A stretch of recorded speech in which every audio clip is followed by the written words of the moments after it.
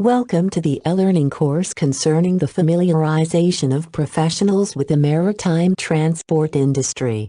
In the present video we will take you to an educational tour concerning the maritime transport industry. During this e-learning course, significant information for the concept of blue growth, the economic overview, the required academic qualifications, the necessary technical skills and behavioral competences, and the potential job opportunities for a successful professional career in the maritime transport industry will be presented. Special focus will be given to the Eastern Mediterranean and Black Sea region. 71% of the Earth's surface is water. It is a very high percentage, and it is imperative the need to further harness the oceans, seas and coasts in order to create jobs and value, always from a sustainable point of view. This is the blue growth concept we have been hearing about. The blue economy represents roughly 5.4 million jobs and generates a gross added value of almost 500 billion euros a year, while the output of the global ocean economy is estimated at 1.3 trillion euros today, and this could be more than double by 2030. The European Commission has since reiterated that Europe should not miss this opportunity. Our coasts and seas have the potential to deliver growth and jobs in the years to come. Ensuring sustainable blue growth in marine and maritime sectors, we need highly qualified and skilled professionals. For these reasons, 4 marine and maritime economic activities have been selected as of strategic importance in the Eastern Mediterranean and Black Sea region. These include both traditional as well as emerging industries in the region, namely maritime transport, cruise tourism, marine aquaculture, and offshore oil and gas. Maritime transportation includes operating vessels, shipbuilding and ship repair. Cruise tourism industry consists of cruise lines, travel agents, key suppliers and cruise line partners including ports. Marine aquaculture refers to the culturing of species that live in the ocean. We consider marine aquaculture that takes place in the ocean, that is in cages, on the seafloor, or suspended in the water column. Finally, offshore oil and gas industry refers to the development of oil fields and natural gas deposits under the ocean. The majority of oil and gas production in Europe takes place offshore. As a result, the European-funded Project Mentor is focused on these 4 main sectors.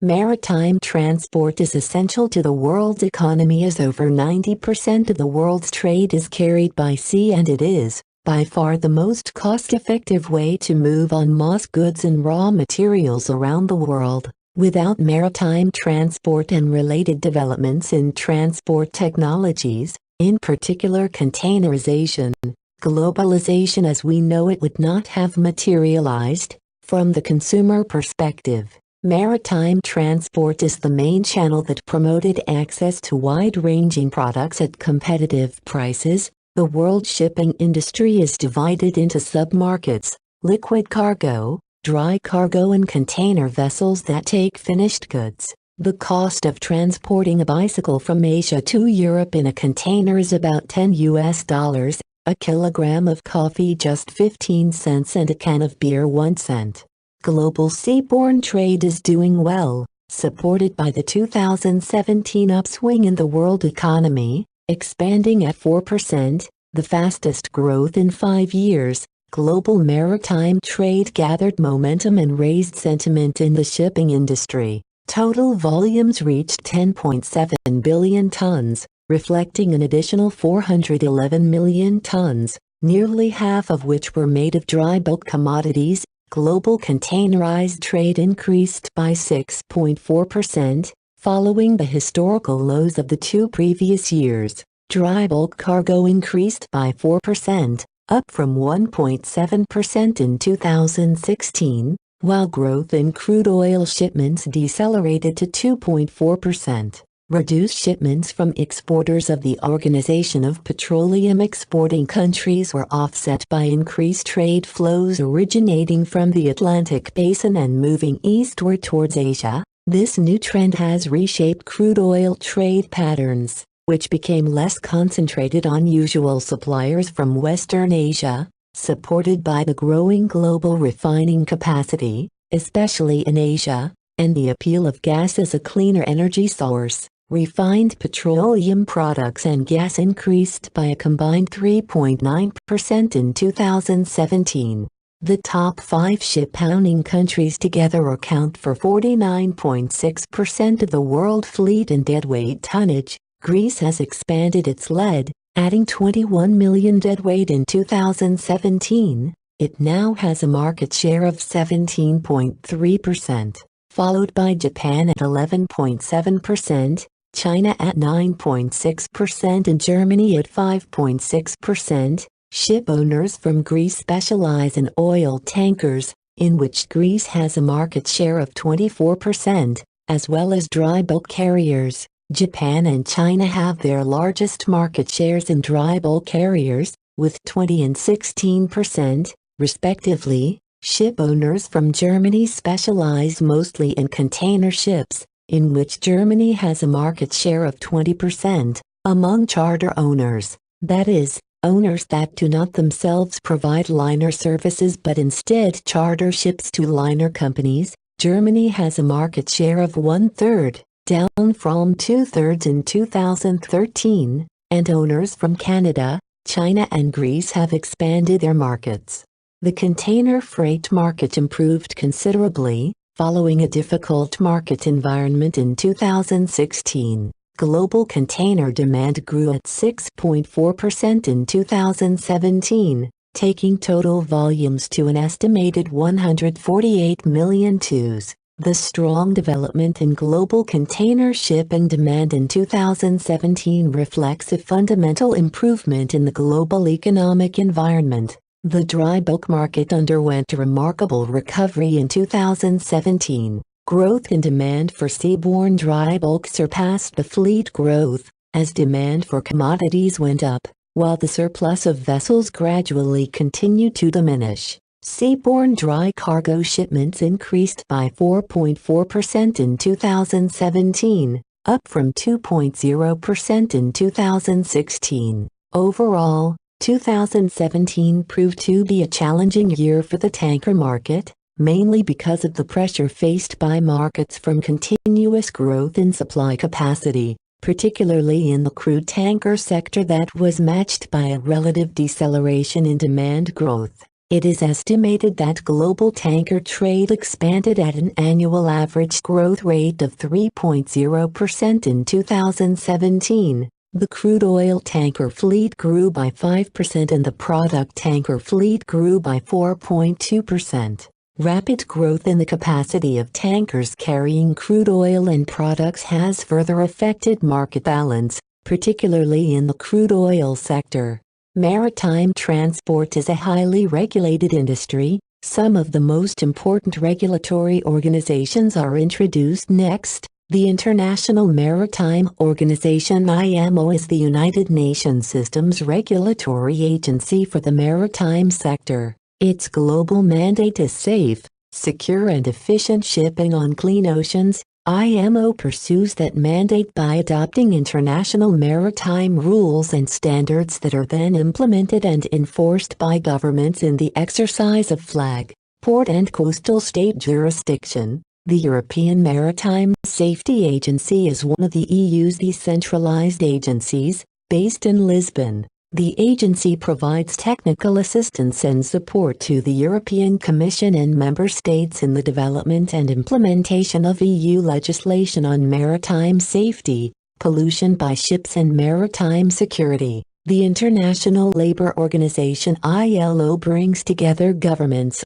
employers and workers of 187 member states, to set labor standards, develop policies and devise programs promoting decent work for all women and men, to protect the world's seafarers and their contribution to international trade. The ILO has adopted over the years some 70 instruments, 41 conventions and related recommendations through special maritime sessions of the International Labour Conference. The ILO is international standards for this sector, establish the minimum conditions for decent work and address almost all aspects of work, including minimum requirements for work on a ship such as minimum age, medical fitness and training, provisions on the conditions of employment such as hours of work and rest, wages, leave, repatriation, accommodation, recreational facilities, food and catering, occupational safety and health protection, medical care, welfare and social security protection. In addition, they address issues such as pensions and an internationally recognized document for seafarers, a seafarer's identity document to assist in border control matters. IACS is a not-for-profit membership organization of classification societies that establish minimum technical standards and requirements that address maritime safety and environmental protection and ensures their consistent application. It carries out this responsibility through its panels, expert groups and project teams, and provides a quality system certification scheme that its members comply with. As an assurance of professional integrity and maintenance of high professional standards, IACS is recognized as the principal technical advisor of IMO. The U.S. Coast Guard responsibilities include search and rescue, maritime law enforcement, aids to navigation, ice breaking, environmental protection, port security and military readiness.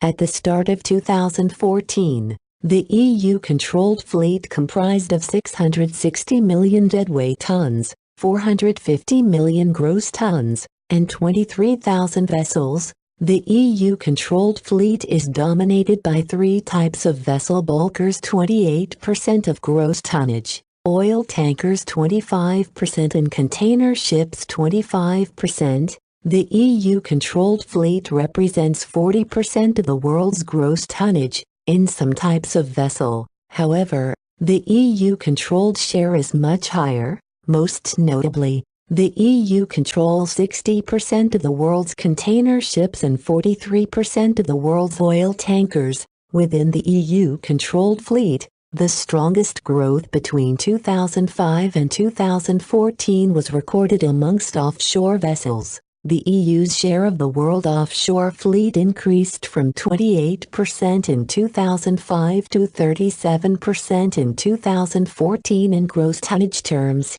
although smaller in terms of their significance within the EU fleet. EU countries control 61% of roll and roll-off vessels, 57% of ferries and 52% of multi-purpose ships. This sector is particularly important in terms of economic impact because it is more labor-intensive than many other subsectors, and many of the jobs created are high-skill, high-value positions.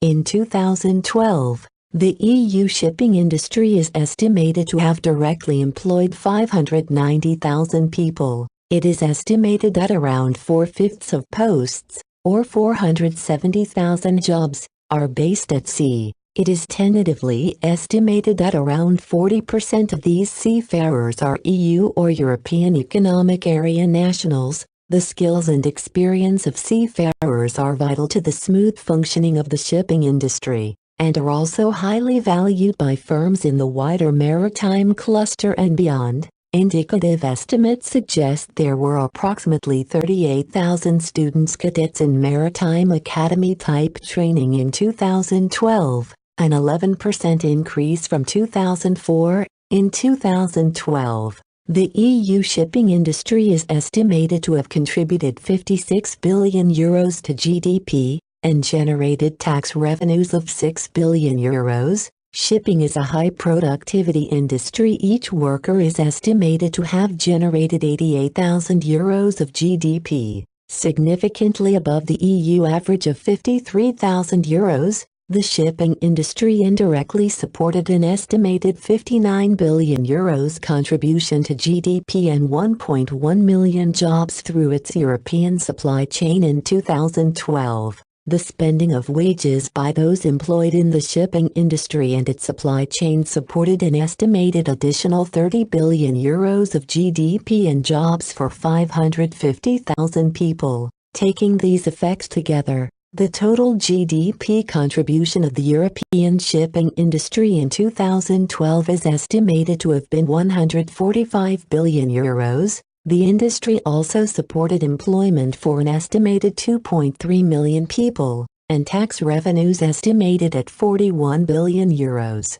For every 1 million euros the European shipping industry contributes to GDP itself, it creates another 1.6 million euros elsewhere in the European economy. In the context of the Mentor project, a total of 119 questionnaires have been collected and have been statistically elaborated. They represent 4 countries: Bulgaria, Cyprus, Greece and Romania, and the aim of this analysis was to determine the required academic qualifications, technical skills, behavioral competencies as well as the professions with the highest demand in the maritime transport industry. The questions were divided into 2 sets. The first set of questions was referred to the current trends and needs within the industry, whereas the second one to their future analogs. Since the target group of this e-learning course is the students, the presented results are referred to the future identified gaps and trends within the maritime transport industry.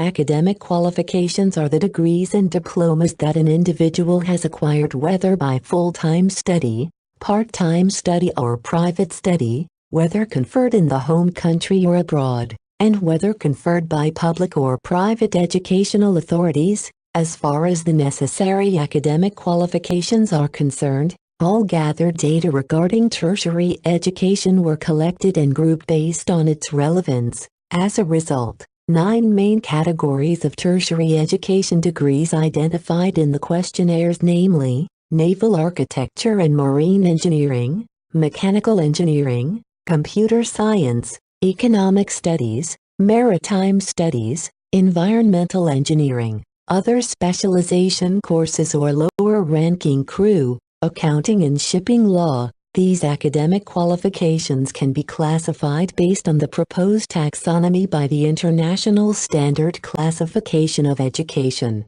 The International Standard Classification of Education 2011 has 9 levels of education, from level 0 to level 8. Levels 0 to 2 represent lower educational certificates. Levels 3 to 4 refer to medium educational certificates, and finally the levels 5 to 8 correspond to higher-level educational degrees and diplomas. The elaborated statistical analysis was performed on 2 different levels. The first level was based on the results of the whole region for the maritime transport industry. At the second level of the analysis, all the available information can be distinguished between the 4 countries of interest: Bulgaria, Cyprus, Greece and Romania. An initial examination of the aggregated results of the region provides significant insight concerning the academic degrees with the highest demand. A degree in naval architecture and marine engineering is located in the first place with 24%. In the second place can be found the degrees in maritime studies, nautical sciences, merchant marine officers and navigational studies with 13%, a degree in economics, business, shipping and finance, marketing, finance, ship trading and broking and shipping is located in the third place with 11%, degrees in professional cooking follow in demand with 10%, finally degrees in computers, electrical engineering, electronics, data science, mechanical engineering and lower-ranking crew are also in high demand in the maritime transport industry. In a more in-depth analysis, the top results from Bulgaria are a degree in naval architecture and marine engineering with 22%, in economics, business, shipping and finance, marketing, finance, ship trading and broking and shipping with 16%, and in maritime studies, nautical sciences, merchant marine officers and navigational studies with 12%. The top results from Cyprus are a degree in naval architecture and marine engineering with 39%, in maritime studies, nautical sciences, merchant marine officers and navigational studies with 20%, and in computers, electrical engineering, electronics and data science with 12%. The top results from Greece are a degree in naval architecture and marine engineering with 31%, in mechanical engineering with 15%, and in computers, electrical engineering, electronics and data science with 13%. The top results from Romania are a degree in professional cooking with 25%, in other specialization and lower ranking crew with 23%, and in logistics with 14%. Another significant aspect of the Mentor project concerns the pairing of the academic qualifications with the highest demand in the next decade in the maritime transport industry, with the existing academic institutions in the Eastern Mediterranean and Black Sea region that provide the necessary educational courses for these qualifications. In this context, some illustrative examples are presented. By studying at technical universities with schools or departments of naval architecture and marine engineering, a potential student can obtain the respective degree: the Technical University of Varna in Bulgaria, the National Technical University of Athens, and the University of Galati in Romania are some proposed institutions for this academic qualification. Similarly, the National and Kapodistrian University of Athens and the Technical University of Crete in Greece and the European University Cyprus provide courses in the field of computer science. The duration of the studies varies between 3 and 5 years. Typically, merchant marine officers are Maritime Academy graduates. Institutions that provide relevant education and training are the Naval Academy Nikolov Apsarov in Bulgaria, the Constanta Maritime University, and the Merchant Marine Academy of Asperpyrgos near Athens. In addition, based on the elaborated statistical analysis, a degree in economics is characterized as the second highest in demand qualification. A student who focuses on this field has a variety of institutions to choose from. For example, the University of Piraeus and the Athens University of Economics and Business in Greece and the University of Nicosia in Cyprus. Technical skills are the abilities and knowledge needed to perform specific tasks. They are practical, and often relate to mechanical, IT, mathematical, or scientific tasks. Some examples include knowledge of programming languages, mechanical equipment, or tools. While technical skills are often most important for jobs related to information technology and other fields in the sciences, many other industries also want employees with at least some technical skills. Many of them require training and experience to master. 29 technical skills were identified as necessary in the upcoming decade for the maritime transport industry. Indicatively, some of them refer to seamanship, occupational health and safety, big data analytics, management systems, electronics, energy management, technical design, hardware, computer IT, languages.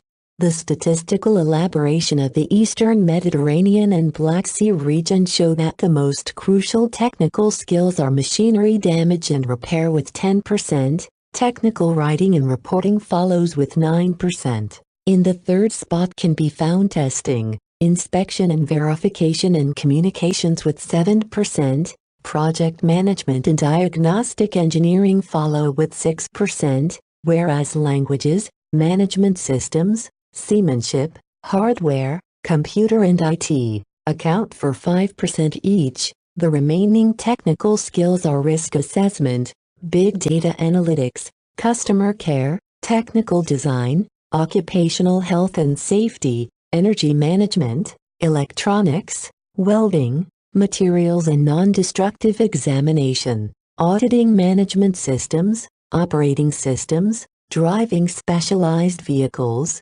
safety, survival, firefighting, drilling, electrical and control and diving. In a more in-depth analysis, The top results from Bulgaria are machinery damage and repair with 14%, technical writing and reporting with 11%, and project management, languages, technical design, welding, materials and non-destructive examination with 9%. The top results from Cyprus are technical writing and reporting with 13%, machinery damage and repair, management systems and seamanship with 9%, and testing, inspection and verification with 7%. The top results from Greece are hardware, computer, IT, project management and big data analytics with 10%, technical writing and reporting, testing, inspection and verification, diagnostic engineering, risk assessment, communications and electronics with 7%, and machinery damage and repair, management systems, seamanship, auditing management systems, energy management, technical design, occupational health and safety, survival, firefighting and drilling with 3%. The top results from Romania are machinery damage and repair with 15%, communications and customer care with 13%, and diagnostic engineering with 9%.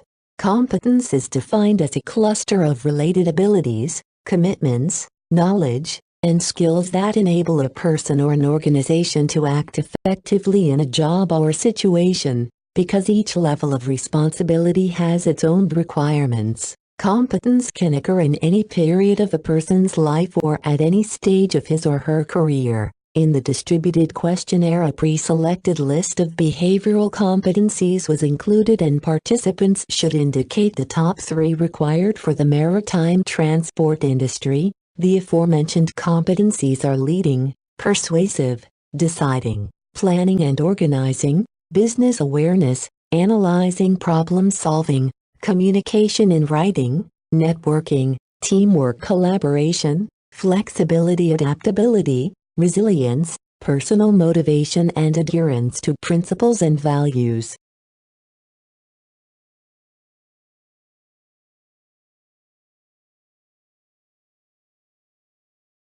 The statistical elaboration of the Eastern Mediterranean and Black Sea region show that the most important behavioral competences are planning and organizing with 11%, analyzing, problem solving follow with 10%. In the third spot can be found resilience with 9%. The list is concluded with flexibility, adaptability, personal motivation, leading, business awareness, communication in writing, communication orally, deciding, customer orientation, teamwork, collaboration, persuasiveness, adherence to principles and values, interpersonal sensitivity and networking, which vary between 8% and 2%.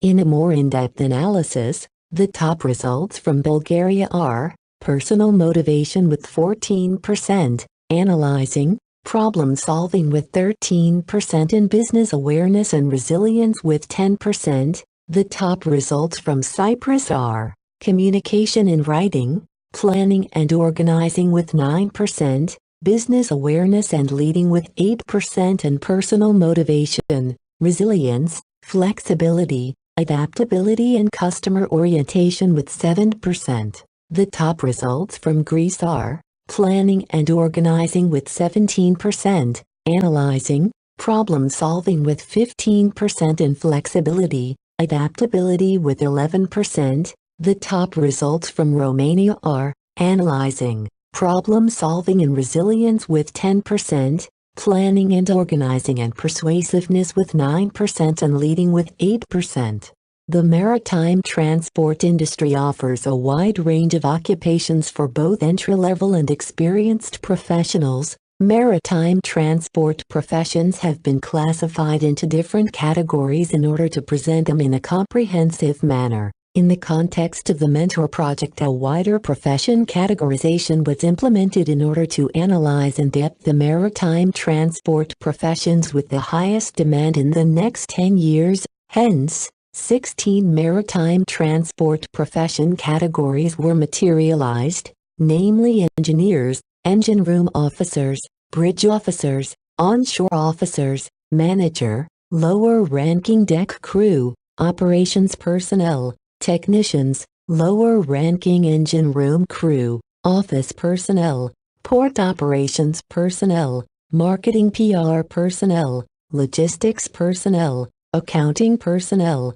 lawyers, inspectors. Some of the aforementioned categories represent more than one profession or post. For example, the naval architecture and marine engineers, the mechanical engineers and the electrical engineers are included in the category of engineers. Likewise, the technical manager, operations manager and HSQE manager belong to the category of managers. The master, second mate and third mate belong to the category of bridge officers, and the chief engineer, second engineer and third engineer belong to the category of engine room officers. The statistical elaboration of the collected data provided significant insight with respect to the professions with the highest demand in maritime transport. The professions in engineering come with the highest demand with a percentage of 26%. The demand for engine room officers follows with 9%. Third in demand are the professions of onshore officers with 8%. The remaining professions refer to managers, bridge officers, operation personnel, port operation personnel, lower-ranking engine room crew, office personnel, logistics personnel, inspectors, technicians, crew operators, marketing PR personnel, consultants, lower-ranking deck crew, accounting personnel, food and beverage personnel, and public servants, with percentages that vary between 7% and 1%.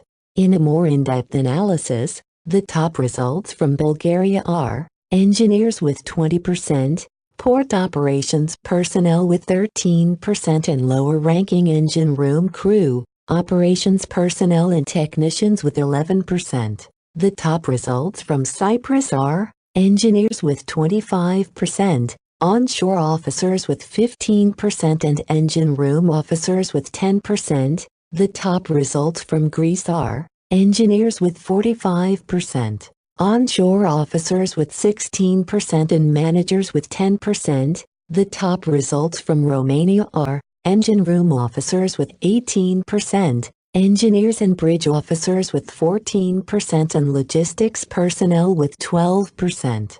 A master is the professional qualification required for someone to serve as the captain of a commercial vessel of any size, of any type, operating anywhere in the world. Masters, also known as captains, are in overall command of the ship and are responsible for the safety, efficiency, and commercial feasibility of the ship. A master's license states the area of operations and maximum gross tonnage of vessel for which that license is valid. The master is in charge of safety of the crew, vessel, and cargo. He is charged with ensuring that all international and local laws are followed properly, and that all management policies are fully complied with. The master also ensures compliance with the vessel's security plan, as required by the IMO ISPS code. The plan, customized to meet the needs of each individual ship, spells out duties including conducting searches and inspections, maintaining restricted spaces, and responding to threats. This position comes with an average annual salary of about €85,000. Okay guys, I'm going to increase to full ahead initially. My name is Robert Sareva and I'm a captain with Chevron Shipping. It started all with my father. My father is a captain. He took me on a ship with him when I was 5 years old. One of the best pieces of advice that he has ever given me was to focus on people, not just to focus on the equipment, because everything else is fairly predictable or repairable, but it's the human element that you need to focus on. The successful operations on the ship are based on good and effective communication. In my view, the model of what a good captain is has changed a little bit from what we are used to. Before, the captain was a very authoritarian person. Today, the captain is a person that should filter all the incoming communication rather than shutting off whatever ideas the officers or the crew may have. I try to get myself out for my rounds on deck. I choose different areas every single time. There is a clearance on one side and this is my chance to interact with the crew members. I strongly believe in that habit because that sends the message that the captain's interested in the running life of the ship. It looks like Olex has been doing a good job with this. Among all of that activities, the number one priority for myself is the safe passage of this ship. Life at sea is definitely very much different to what everybody else does ashore. We tend to split our existence in between here and the family life. I feel when I'm coming here, I find my solitude.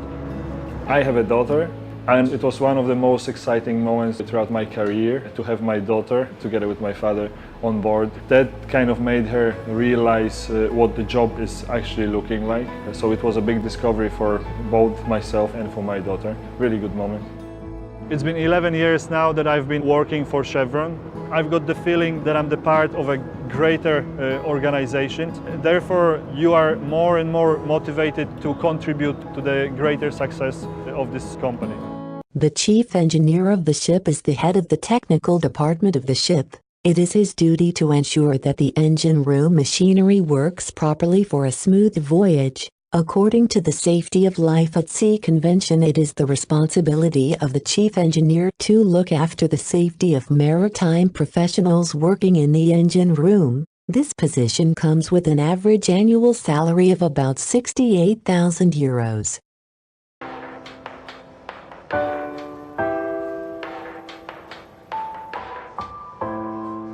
The main purpose is to keep a good, efficient and safe operating plant. It's got to be done correctly, and we make sure that it is a good job. When we fix something, it is a good fix.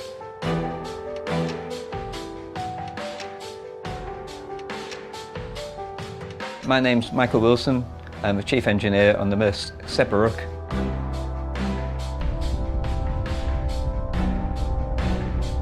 Disconnect 1 or 2 and measure it. So if you just take off scan. Teaching and training, passing on our knowledge is very important. I will put it online. We have a lot of junior officers coming through, from cadets through to fourth engineers and third engineers. We have to look to the future as well, so training is very critical. Including myself, I'm always learning. Constant care is very important. It's important that we also, every one of us in the engine room and on deck, we do the job well today, and it has to be good for tomorrow as well. That's critical for us, and it makes an efficient operation as well.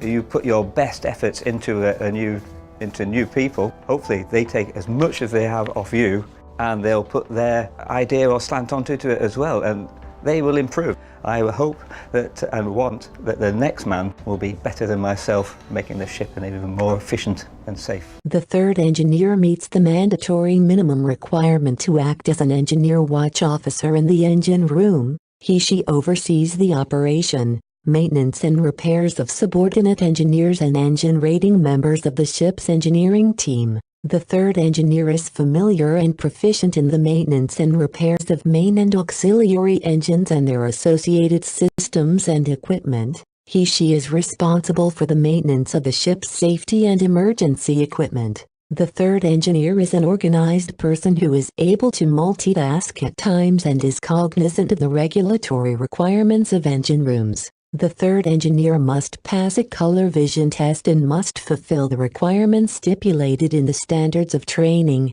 certification and watchkeeping for seafarers issued by the International Maritime Organization. This position comes with an average annual salary of about €27,000. I always liked working with technical stuff, and there's a lot of machinery on a vessel like this. What I like about working with the engine is finding problems and solving the challenges we have on board.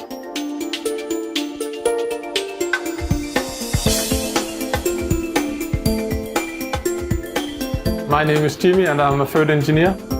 The role of a marine surveyor is extensive, encompassing tasks such as inspections and examinations of marine vessels. It is vitally important for both new and existing vessels to comply with necessary safety and certification standards. It is the responsibility of a marine surveyor to determine the certification of a vessel through conducting detailed surveys. The marine surveys are not exclusive to the vessel itself but also the equipment held on the vessel. Generally, a marine surveyor's examination will include the structure, machinery and equipment of the vessel to ascertain its condition. The services of a marine surveyor will be enlisted when obtaining marine insurance. This is to determine if the vessel complies with the insurance policy. Additionally, with respect to marine insurance claims, a marine surveyor will be used to qualify what damage has been caused. Typically, a marine surveyor is a highly qualified individual. The general responsibilities of a marine surveyor extend to conducting surveys on a vessel's condition and the equipment of the vessel for the lifetime of that vessel, performing inspections to ensure marine standards are adhered to, perform examinations and inspections in line with the IMO, investigate marine accidents and marine insurance claims, witness tests for safety machinery. This position comes with an average annual salary of about €65,000.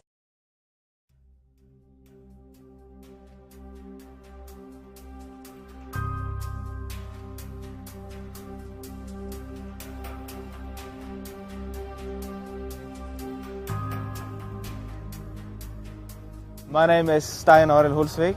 I'm 28 years old and work in DNV GL Ålesund as a surveyor. I started in DNV in 2010. I got hired through Maritime Trainee, and internally in DNV I participated in DNV National Trainee Program. My name is Rolf Ole Remeholm. I'm 30 years old. I now work as an electrical surveyor at DNV GL Ulsteinvik. I started my trainee program here in Ulsteinvik, doing certification of new buildings and main components. As a trainee, you can end up doing all kinds of work. One day, you may go to the manufacturer in order to do a certification survey of important components such as thrusters or engines. The next day, you may go to a new building shipyard in order to overlook the construction of the ship and the installation of vital parts such as the engine. On the third day, you may go to a fairly old ship in order to make sure that both the hull and all the vital important components are working in a safe and good way. As a trainee, it's expected that you are willing and show interest to learn and participate in the daily work at the station. Most of all, I'm looking for someone that are interesting and are willing to learn more. Mainly I look for candidates or engineers within the maritime field. Being an engineer is just a starting point when you start joining the DNV.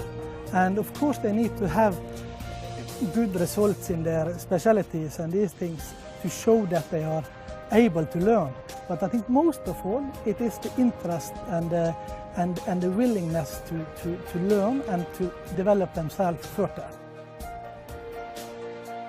In Sunnmøre and at this district, we have a lot of key players in the maritime industry. We have the ship owners and their crew. We have the producers of all the equipment the ship owners need on board the vessels. We have the ship designers and the yards. And all of these are playing a very important role together, actually. In many ways, we are making each other good. If you hope to be a trainee, I would advise you to take relevant subjects and try to get relevant experience. Seek information about the DNV GL, what we stand for, what we do, what a surveyor typically does. And if you think the mix between hands-on experience and office work is something that fits you, make sure to apply. The ultimate objective of the Mentor project was to develop a framework to provide career guidance and occupational orientation not only to students but also to existing graduates and professionals, and to increase their awareness and properly inform them on job opportunities and relevant prospects in the blue sectors by selecting the proper path. The aim of this framework is to present to the professionals the opportunities, the required technical skills and behavioral competencies for future employment in the offshore oil and gas industry, and to provide them viable educational and training paths. These paths are generated based on the identified boundary conditions, and they are the outcome of the mentoring process, which incorporates various guidance layers. Third, engineers are essential on ships to help maintain all the mechanical systems and ensure they are in good working order, as well as ensuring safety in the engine room and working on fire prevention. Responsibilities for engineer positions increase with rank. Merchant Navy engineering officers work in a range of vessels, including ferries, cruise liners, container ships and tankers. They monitor the vessel's engine, ventilation systems, cranes, communication systems and other fittings. Other duties include running regular checks on the machinery systems, repairing faulty machinery below and above the deck, keeping management systems records up to date, monitoring fuel levels and keeping stock of spare parts, training and monitoring new engineers. In order to hold this position, you must have a certificate of competency equivalent to third engineer according to the standards of training certification and watchkeeping issued by Nautical Institute or similar. You typically start your career after graduating a Marine Academy or Nautical Institute where you have obtained your Marine Officer certificates. Alternatively, you must have a degree in mechanical or marine engineering and conclude a cadetship on board a ship. According to the ISM code, the designated person ashore plays a key role in the effective implementation of a safety management system and takes responsibility for verification and monitoring of all safety and pollution prevention activities. To comply with the ISM code, a shipping company should be able to provide documentary evidence that the DPA has received sufficient training to undertake the necessary duties. Some of the general requirements for someone to hold this position are knowledge and understanding of the ISM code, principles of modern management systems, handling of mandatory rules and regulations, technical and operational aspects of safety management, understanding operations of a shipping company and requirements for marine-related management system audits. The designated person ashore should have a minimum of formal education from a tertiary institution within a relevant field of management, engineering or physical science combined with practical senior-level experience in ship management operations, or qualifications and seagoing experience as a certified ship officer. Marine surveyors perform inspections of vessels of all types including pleasure craft, passenger vessels, tugboats, barges, dredges, oil rigs, ferries, cargo vessels, as well as marine cargo and marine engines for the purpose of pre-purchase evaluation, insurance eligibility, insurance claim resolution and regulation compliance. There are many types of survey. Some examples include valuation surveys, damage surveys, safety and operational surveys, hull surveys, insurance surveys, cargo surveys, incident and accident investigation and corrosion surveys, working knowledge of ships' electrical and mechanical systems. Fundamental understanding of boat design and construction are essential. Marine surveyor qualifications are not regulated in any way, but to become knowledgeable and respected in the field it is wise to pursue specialized courses, education and apprenticeship in the field. All the diplomas are recognized in the industry as professional development programs towards surveying. Ideally, you should also try and spend time with a practicing surveyor. The industry does not require surveyors to be licensed or qualified. A shipbroker is a person who arranges transportation of goods by sea, arranges employment of a vessel or sells and buys ships on behalf of their clients. A shipbroker acts as an intermediary between ship owners and charterers or the buyers and sellers of ships. Knowledge and understanding of the commercial shipping industry is fundamental. Whilst there are no formal entry qualifications, you will need to possess many skills and attributes just to be considered for a position. Individuals wanting to take up the profession of a shipbroker enter the field as trainees. Apart from the knowledge and understanding of shipbroking, one requires excellent negotiating and influencing skills, lateral thinking, team working skills, and opportunity spotting. At this point, the e-learning module for the familiarization of professionals with the maritime transport industry has come to an end.